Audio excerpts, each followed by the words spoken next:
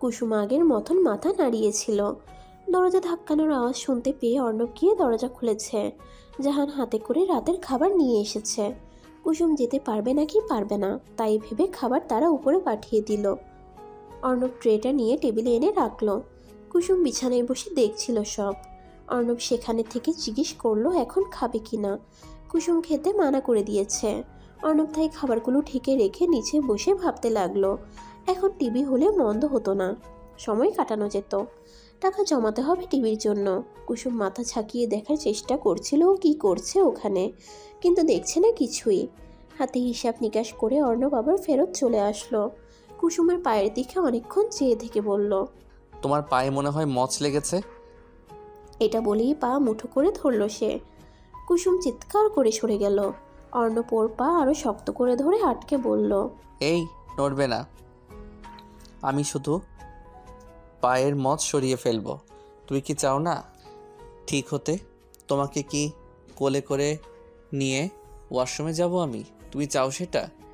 কুসুম মাথা নাড়িয়ে না জানালো। কথার ছলে অর্ণব কুসুমের পা ধরে উল্টো দিকে মোচড়াতেই কুসুম এক চিৎকার দিয়ে আবার চুপ হয়ে গেছে। সাথে গেছে তার পায়ের ব্যথাটাও। পা ধরে হেসে দিল সে। অর্ণব ভেঙচি কেটে চলে গেছে আবার। কুসুম নিচে নেমে অর্ণবের পিছু পিছু যাওয়া ধরতেই মনে হলো বমি আসছে। ওদিকে না গিয়ে ওয়াশরুমেই চলে গেছে সে। ইদানিং শরীর বেশ দুর্বল লাগে। অর্ণবকে বলা দরকার বলে মনে হয়, পরে মনে হয় কম খাওয়া দাওয়ার কারণে দুর্বলতা চেপে বসেছে। ওয়াশরুম থেকে বের হবার পরেই কুসুম দেখলো অর্ণব আগে থেকে কোমরে হাত রেখে ওর অপেক্ষা করছিল। ও বের হবার পর বলল, রেডি হয়ে নাও, আমরা হসপিটালে যাচ্ছি। কুমিল্লার ডাক্তারের স্লো মোশন রেজাল্ট আমার চাই না। আজ এখানকার ডাক্তার দেখাবো, কাল রিপোর্ট দেখাবো কে আসে। চলো আমার সাথে। না, আমি ঠিক আছি। কম খাই বলে হয়তো এমন দুর্বল হয়ে পড়েছি, বেশি খেলে ঠিক হয়ে যাব। বেশি খেতে পারছো কই? খাওয়ার আগে তো বমি করে ফেলতেছো। আমি আর অপেক্ষা করতে পারবো না। অসুখ ঘরে পালার জিনিস না, এটা তোমার রোগ। ওষুধ খেলে সেরে যাবে। রেডি হতে বলেছি, রেডি হবা। এত কথা বলার কোনো মানে আছে? অনেক রাত হয়ে গেছে। আচ্ছা, কাল সকালে যাব আমরা। কাল আমার রেজাল্ট দিবে, আমাকে সারাদিন ভার্সিটিতে থাকতে হবে। তাই বলছি এখন চলো। রিপোর্ট দরকার হলে আমি আসার আগে নিয়ে আসবো। কাল ডাক্তারকেও দেখিয়ে নেব। কুসুম মাথা নাড়ালো। এক কাপড়েই অর্ণবের সঙ্গে নামলো রাস্তায়। অর্ণব একটা পানির বোতল কিনে ওর হাতে ধরিয়ে দিয়েছে। বাসায় পানির গ্লাস নেই, যাবার পথে গ্লাসও কিনতে হবে। কুসুম বোতলের অর্ধেক পানি খেয়ে নিয়েছে এইটুকু সময়েই। একটা সিএনজি নেওয়ার পর অর্ণব কুসুমের থেকে পানির বোতল নিয়ে নিজেও পানি খেলো। অনেকটা সময় লেগে যাচ্ছে হসপিটাল অবধি আসতে আসতে। কুসুমের সেই সময়টুকুতেই ঘুম এসে গেছে। অর্ণবের ঘাড়ে মাথা রেখে ঘুমায় সে। অর্ণব ভাবছিল অন্য কিছু। এমন রোগের কথা এর আগে সে শোনেনি। খেতে গেলে বমি পায়, অতিরিক্ত বমি ভাব, সারাক্ষণ মাথা ধরা। এসব কিসের লক্ষণ? হসপিটালে আসতে আসতে রাত 11টা বেজে গেছে।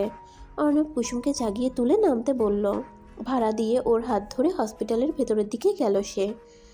একজন নাম করা ডাক্তারের সিরিয়াল নিয়েছে। অনেক সময় ধরে অপেক্ষা করতে হবে। রুগীর লম্বা লাইন। কুসুম বসে বসে হাই তুলছে। অর্ণবের মনে হলো হয়তো ওর খিদে লেগেছে। ক্যান্টিন থেকে একটা স্যান্ডউইচ কিনে এনে ওর হাতে ধরিয়ে দিল, আর অন্য হাতে সুপারির টুকরো 3টে। বলল বমি আসলে সুপারি মুখে পুড়ে নিতে। আপনি খাবেন না? খিদে নেই। অর্ণব এবার হাঁটতে হাঁটতে সামনের দিকে গেল। ঠান্ডায় গা কাঁপছে কুসুমের। হাসপাতালে সবখানে এসি অন করা। আঁচল টেনে কাঁধ ঢেকে নিল সে। আশেপাশে সব রোগী আর তাদের পরিবারের মানুষজন। সবাই অপেক্ষা করছে ডাক্তারের। রাত 12টা 2 মিনিটে এসে কুসুমের সিরিয়াল ডাকা হলো 76। অর্ণব কুসুমকে নিয়ে ঢুকেছে রুমে। ডাক্তারকে সালাম দিয়ে দুজনে বসলো। ডাক্তার কুসুমের থেকে জানতে চাইলেন ওর কী সমস্যা। সে পুরোটাই বলল। খাওয়ায় অরুচি, সকাল থেকে রাত অবধি মাথা ধরা, অতিরিক্ত বমি আসা, বমির কারণে খেতে না পারা, চুলে হাত দিলেই অনেকগুলো চুল উঠে আসা। ডাক্তার সব শুনে বেশ কয়েকটি টেস্ট দিলেন। এরপর অর্ণবের দিকে তাকিয়ে বললেন, লক্ষণ ভালো দেখছি না, যত্ন নেবেন ওনার। রিপোর্ট আসা পর্যন্ত কিছু বলতেও পারছি না। মেন্টালি স্ট্রং থাকবেন আশা করি। ডাক্তার উঠে তার প্রাইভেট রুমে চলে গেছেন। অর্ণব প্রেসক্রিপশন নিয়ে উঠে দাঁড়িয়ে বের হতে হতে ভাবল এসব বলার কারণ কী হতে পারে। গলা শুকিয়ে গেছে তার। কুসুমকে বলল পানি দিতে। সে খালি বোতল দেখিয়েছে। প্রেসক্রিপশনটাকে রিসিপশনে দিয়ে অর্ণব কুসুমকে বলল নার্সের সাথে যেতে, ও পানি খেয়ে ফিরবে। কুসুম তাই নার্সের সাথে চলে গেল। টেস্ট করাতে করাতে বেঁচে গেল রাত 1টা। অর্ণব আর কুসুম এবার গাড়ি খুঁজতে খালি পথে হেঁটে চলেছে। কুসুম মাথার চুলগুলো বারবার করে কানের পেছনে পুষতে পুষতে বলল, আমার কি হয়েছে বুঝলাম না, ডাক্তার এত ভয় দেখালো কেন? কিছু হয়নি। ডাক্তাররা অমন কেন? তাহলে আপনার মন খারাপ কেন অত? কই মন খারাপ, সিএনজি পাচ্ছি না তাই মুড অফ। সেটা মানে কি? মন খারাপ? আমার বলা মন খারাপ আর আপনার বলা মন খারাপ আলাদা জিনিস। মানে মুড অফের অর্থ যে মন খারাপ, সেই মন খারাপ আর আমার বলা মন খারাপ আলাদা। তোমার বমি পাচ্ছে না এখন? মাথায় যন্ত্রণা করছে না? আমি অসুখের কথা মনে করলে কিংবা অসুখের বাস্তব কোনো রূপ দেখলে তারপর বুঝি আমার অসুখ, তার আগে বুঝি না। এখনও তাই। অর্ণব হাত বাড়িয়ে সিএনজি একটা থামালো। 300 টাকার ভাড়া 500 চাইতেছে। 500 ছাড়া যাবেই না। অর্ণব বাদ দিয়ে আবার হাঁটা ধরল। আকাশে চাঁদ নেই। চিকন চাঁদ এত জলদি গায়েব হয়ে যায়? কতবার করে কুসুম আকাশের দিকে তাকিয়েছিল। এত সুন্দর একটা সময়ে চাঁদ থাকলে সোনাই সোহাগা হয়ে যেত। অর্ণব হঠাৎ ফুটপাতের কিনারায় বসে গেল। কুসুম ওর দেখা দেখে নিজেও বসেছে। গায়ে ফু দিয়ে চুলগুলোকে টেনে ধরে অর্ণব বলল, হাঁপিয়ে গেলাম, আজ অনেক পরিশ্রম হয়েছে। আমারও মুড অফ। অর্ণব কুসুমের দিকে ঘাড় ঘুরিয়ে তাকালো। কুসুম হেসে বলল, কেন মুড অফ শুধু আপনার হয়? রোগীর কত পাগলামি। কুসুম আর কিছু বলল না। নতুন কেনা পানির বোতলটা নিয়ে ঘোরাতে লাগলো। সামনে দিয়ে রিক্সা চলছে। অনেক সময় পর যাচ্ছে প্রাইভেট কারও, কিন্তু সিএনজির দেখা মিলছে না। কুসুমের শীত করছে আরও বেশি করে। বারবার অর্ণবের গা ঘেঁষে বসছিল সে। অর্ণব শেষে ঠিক করলো 500 হলেও সেটাতেই রাজি হবে। বেশি রাত বাহিরে থাকা ঠিক হবে না। উঠে দাঁড়িয়ে পুনরায় হাঁটা ধরেছে সে। কুসুমও ওর সাথে তাল মিলিয়ে হাঁটা চালু রেখেছে। অনেক সময় হাঁটার পর একটা সিএনজি পেল তারা। কিন্তু আশ্চর্য হলো ওই সিএনজি 600 ছাড়া যাবে না। এই দেখি আগুনের দাম। অর্ণব মনে মনে নিজেই নিজেকে বকছে কেন তখন ওই সিএনজিটাকে যেতে দিল তাই ভেবে। বাধ্য হয়ে 600তেই রাজি হলো। কুসুমকে নিয়ে উঠে পড়ল তাতে। গাড়িতে উঠে ফোনে একটা গেমস খেলছিল সে সময় কাটাতে। কুসুমে সেই সময়টাই ওর বাম হাতের আঙ্গুল ধরে ধরে দেখছিল। বিষয়টা সে খেয়াল করেনি। কুসুম যখন বুঝতে পারলো অর্ণব খেয়াল করছে না, তখন সে হাতটাকে নিয়ে নিজের মাথায় রাখলো। অর্ণব সঙ্গে সঙ্গে টের পেয়ে ওর দিকে চেয়ে বলল, অমন করছো কেন? মাথায় হাত বুলিয়ে দেবেন একটু? ওর এমন অদ্ভুত আবদার শুনে অর্ণব চুপচাপ ওর মাথায় হাত বুলিয়ে দিয়ে আবারও গেমসে নজর রেখেছে। কুসুম এক দৃষ্টিতে তাকিয়েছিল। অনেক কিছু বলতে চাইলো কিন্তু পারল না। কিসের যেন বাধা এসে থামে সামনে। বলতে চেয়েও হয়ে ওঠে না।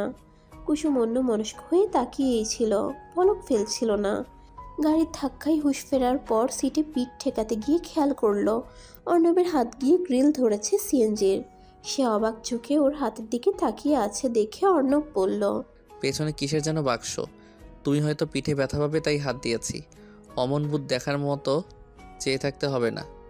যুথি বারান্দায় একটা বিন ব্যাগে বসে চোখ বন্ধ করে স্যাড সং শুনছিল। রুম অন্ধকার, বারান্দা অন্ধকার, আলো বলতে দূরের ল্যাম্প পোস্টের। হঠাৎ কিসের যেন আওয়াজ লাগলো কানে। চোখ মেলে উঠে দাঁড়ালো সে।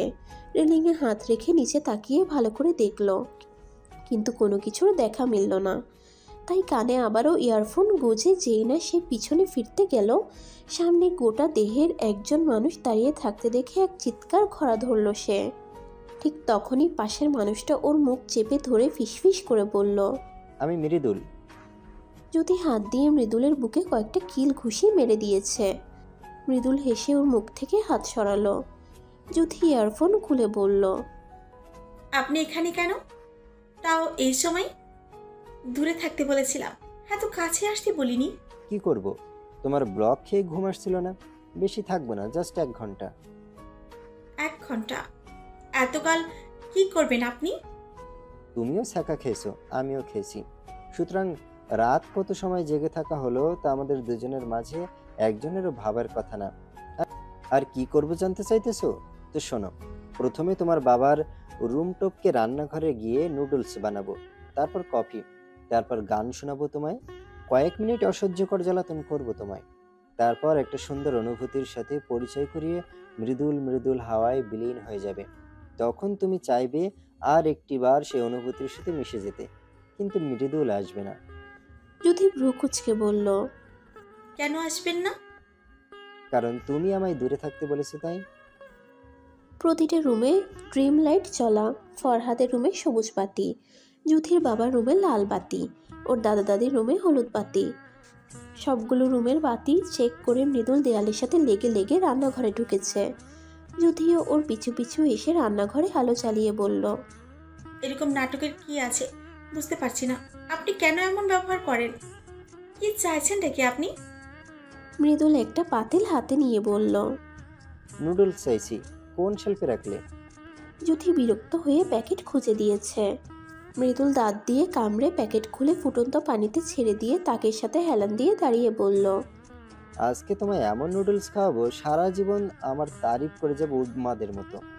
আমি উন্মাদ হতে চাই না। হতে হবে, মাঝে মাঝে অস্বাভাবিক লাইফ থেকে রক্ষা পেতে উন্মাদ হতে হয়। পেঁয়াজ, মরিচ আর ডিম এনে দাও এখন। ফটাফট the great Mridul chef noodles রাখবে। You are advance welcome. আপনি একটা পাগল। কথাটা বলে যুথি পেঁয়াজ মরিচ আর ডিম এনে রেখে চলে গেল। মৃদুল তার মতন করে রান্না শুরু করেছে। যুথি বাবার রুমের উপর নজর রাখছিল। বাবা যদি একবার জেগে যায় তাহলে সর্বনাশ।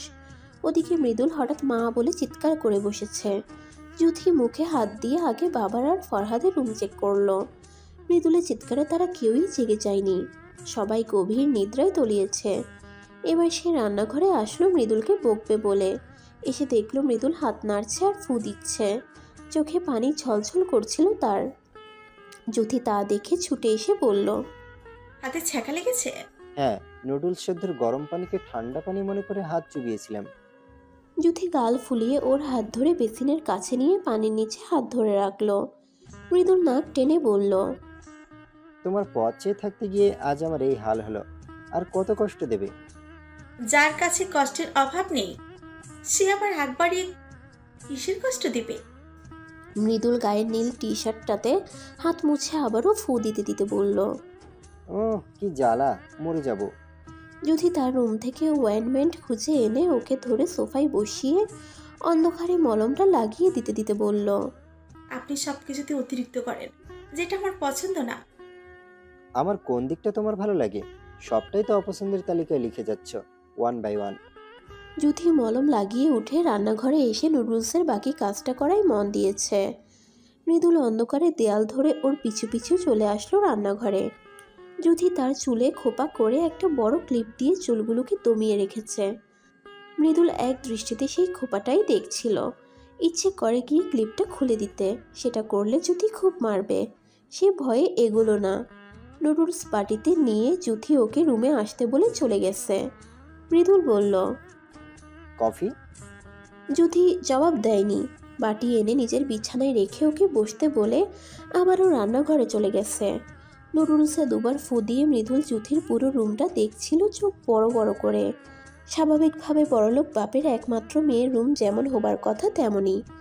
সাজসজ্জায় পরিপাটি, নামি দামি আসবাব। গোলাপি রঙের রুম, গোলাপি রঙের বিছানার চাদর, 100টা টেডি বিয়ারের ছড়াছড়ি, কিছু কিছু পিচ্ছি, কিছু কিছু দানব টাইপের। বিছানায় ছোট বালিশের অভাব নেই। পুরোটা দেখে নুডলস এক চামচ মুখে নিয়ে মৃদুল ভাবল যুথিকে ডাকতে যাবে। সে সময়ে ও নিজের বাটি নিয়ে এসে মৃদুলের সামনে চেয়ার টেনে বসে বলল, কফির গরম পানি বসিয়ে এসেছি, খাচ্ছেন না কেন? যেটার জন্য এত কিছু, এখন সেটাকে ঠান্ডা হতে ফেলে রেখেছে। অনেক গরম, ভাগ্যিস বাম হাতে পড়েছে, না হলে এখন তোমায় আমাকে খাওয়ানোর দায়িত্বটা নিতে হতো। আপনি আমায় পছন্দ করে? মৃদুল হেসে নুডলস মুখে দিয়ে অন্যদিকে ফিরে বসেছে। যুথি প্রশ্নটা আরও একবার করল। মৃদুল এবার ওর দিকে ফিরে বলল, বললে সিঙ্গাপুর যাবে না? আমি না গেলে আপনার অনেক লাভ হবে। আমার থেকে এত ইগোনেস পাওয়ার পরেও আপনার এত ভালো লাগা কই থেকে আসে? আমার মাঝে আপনি কি পেলেন যেটা অর্ণব পায়নি? বললে সিঙ্গাপুর যাবে না? সে কি করে পাবে? সে খোঁজার সময় তো রেডি করা একজনকে পেয়ে গেছে, যার নাম তার নামের সাথে জুড়ে ছিল আগে থেকে। খুঁজতে বেরিয়েছি তো আমি নিজেই।